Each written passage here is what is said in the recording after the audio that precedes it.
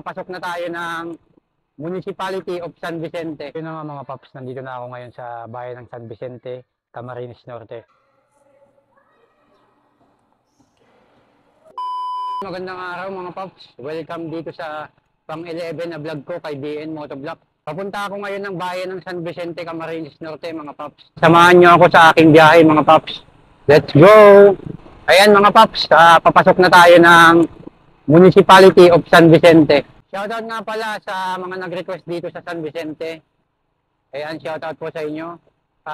Siyempre, sa mga naghahanap dyan ng fresh na gulay at murang gulay, bisitahin nyo lang po ang John's Fruits and Vegetable dyan sa Bagasbas Road sa tapat ng St. Marta mga paps.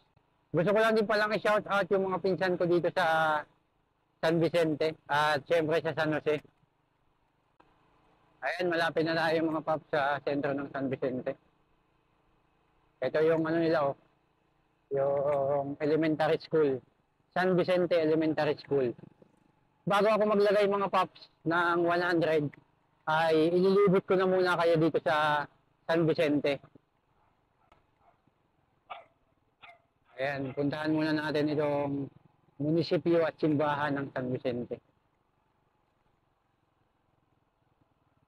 So ito pala mga paps ang munisipyo ng San Vicente, Camarines Norte. Yan, I love San Vicente.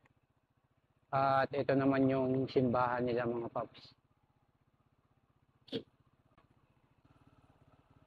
Ayan, ito naman yung simbahan nila mga paps. Ito yung simbahan ng San Vicente. Ayan. Ang ganda ng view dito mga paps. Oh. Sayang maulap yung bundok, hindi kita. Ito yung sentro ng San Vicente mga paps. Ayan, ito naman yung high school. Ayan, ito naman yung high school ng San Vicente. Hindi kaya tayo pwedeng maglagay dito mga paps, ano? Hindi kaya tayo mahirapan dito sa paglagay.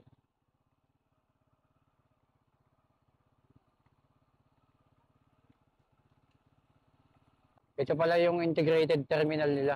Dito pala yung integrated terminal. So, medyo maliit lang mga paps, no?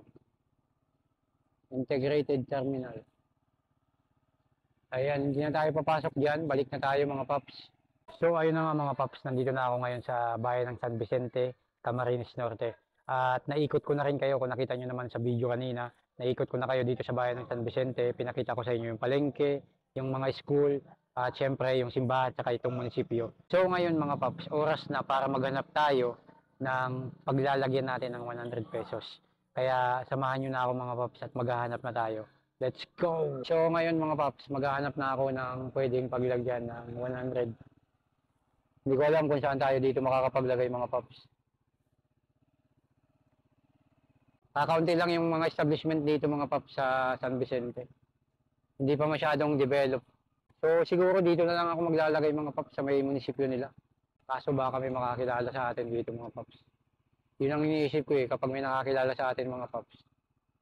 Mapupurnada yung ano natin, yung vlog. So mga paps, ito yung ilalagay natin. At dito ko nakita na pwedeng maglagay dito. Ayun o, dyan na lang natin ilalagay mga paps.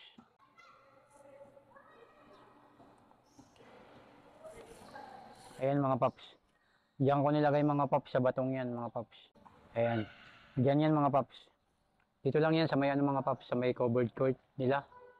At yan sa tapat ng munisipyo nila. Sa mga paps natin dito sa San Vicente, baka alam nyo itong mga paps. Ayan, puntahan nyo na kagad mga paps, baka maunahan pa kayo.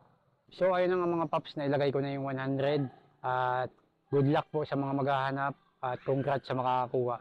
Alam nyo to mga paps, sigurado kasi maraming mga taga San Vicente na nag-request dito. Kaya puntahan nyo na mga paps. Huwag nyo kalimutan mag-like, comment, and share mga paps. At syempre sa mga hindi pa nakapollow dyan sa akin, i-follow nyo na ako mga paps. Maraming salamat. Peace out.